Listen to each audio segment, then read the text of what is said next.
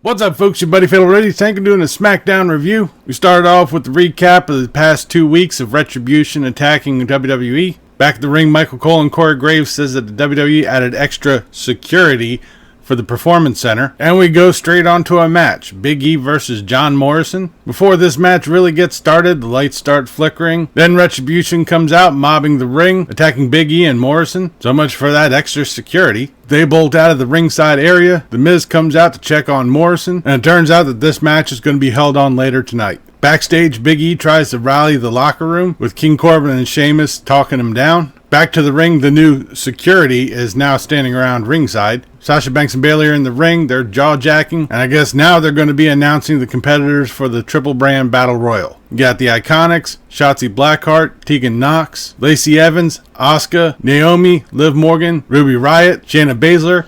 I honestly don't know who the rest of the people were. I've seen a few, but I really couldn't tell you who half of them were because as soon as Asuka was announced, she comes running to the ring and attacks Sasha Banks. From that point, everybody else just runs in and we start the Battle Royal. It's the usual Battle Royal. Chaos abounds. The last 4 competitors were Tegan Nox, Shayna Baszler, Asuka, and Dana Brooke. While Dana Brooke was standing outside of the ring, she pulls down Tegan Nox, eliminating her. Brooks is quickly eliminated, though, by Asuka. As Baszler and Asuka were going at it, Bayley tried to pull her off of the ring. Asuka lays out both Bayley and Banks. Baszler tries to knock Asuka off the ring, but she lands on Sasha Banks and Bayley, so she's not eliminated. She gets back in the ring, eliminates Shayna Baszler, so she'll be facing both Sasha Banks and Bayley at SummerSlam. This was a decent battle royal. There were some interesting spots, especially when Bianca Belair was facing off with Tamina. I was surprised they went with Asuka. I guess they're probably going to put both belts on her. I would have thought it'd been interesting if Bianca Belair or Shayna Baszler were to have taken it, but I guess they're leaving Shayna Baszler for Asuka for later on. Backstage, Sasha Banks and Bayley are bitching about Asuka winning, and of course Asuka comes out of the blue, beating down both Banks and Bayley. We then have a recap of the Sonya Deville and Mandy Rose saga. Backstage, Mandy Rose cuts a promo on Sonya Deville, challenging her to a hair versus hair match at SummerSlam. As we're leading up to our next match, Sheamus walks up to the security and tells them, hey, take a hike, take a break, I got this. Backstage, Nikki Cross runs into Alexa Bliss. She says she's fine, but she does want some answers from Braun Strowman. So our next match, Sheamus versus Shorty G. This was an okay match. There was a decent bit of back and forth. I honestly thought Shorty G was going to take it, but Sheamus hit the white noise, followed by a brogue kick, and got the pin. I honestly thought with all the Retribution isn't going to mess with me, bet that Sheamus was going to get laid out, but unfortunately that didn't happen. Then we got AJ Styles coming out with a dude in a suit. In the ring, there's a board that's covered over. He talks about who will face him for the Intercontinental title, starts talking about statistics and stuff on his Twitch channel, and introduces the phenomenal Intercontinental Statistics System. Piss. What?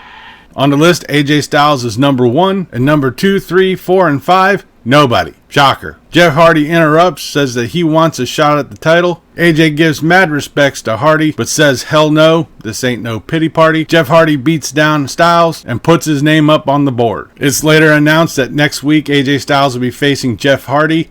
I guess that's probably going to lead up to a match at SummerSlam for the Intercontinental title. Backstage, the Lucha House Party steal the tag titles away from Nakamura and Cesaro, which leads us on to our next match, Grand Metalik versus Shinsuke Nakamura with Lince Dorado and Cesaro at ringside. This is a decent match. It was well paced. Grand Metalik tried to walk the ropes but was distracted by Cesaro, allowing Nakamura to take over. Partway through the match, the Lucha House Party music hits and Kalisto comes out. We haven't seen him for a while. I think he had his shoulder worked on. But both Lince Dorado and Kalisto take out Cesaro. Grand Metalik stacks up Nakamura and gets the pin. So I'm guessing this is going to lead up to Lucha House Party facing Nakamura and Cesaro for the titles. In a backstage interview with Matt Riddle, he talks about King Corbin. He's interrupted by Shorty G. He says he feels sorry for what he did to Riddle, asks for an apology. Matt Riddle says it's all good, but Riddle is ambushed by King Corbin, so I guess this is all a setup. We then go on to another interview with Alexa Bliss. We have a flashback of Team Little Big and the Fiend attacking Alexa Bliss. She says that the Fiend is compelling, but really has no response to what Braun Strowman had said last week. We then have a Sonya Deville promo. She accepts Mandy Rose's challenge.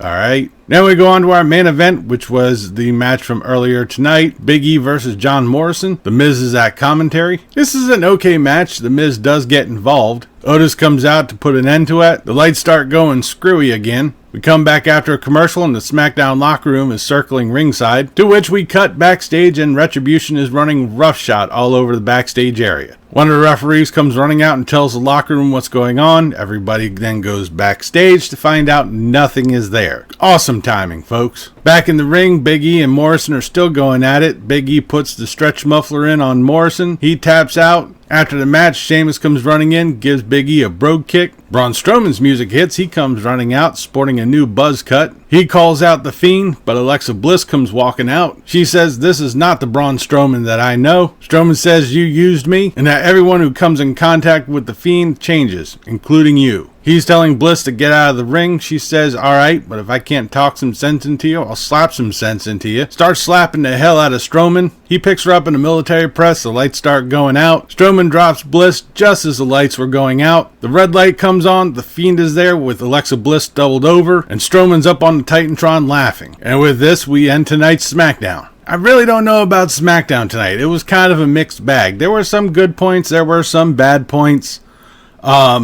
I'm still intrigued to find out what the whole Fiend, Strowman, Alexa Bliss thing's going. It looks like Retribution has increased in numbers. Unfortunately, they haven't increased in size. But we really didn't get much in the way of matches tonight. The matches we did get were decent. Nothing really spectacular. So we'll have to wait until next week leading on to SummerSlam to see what we get. And that'll do it for this episode of SmackDown Review.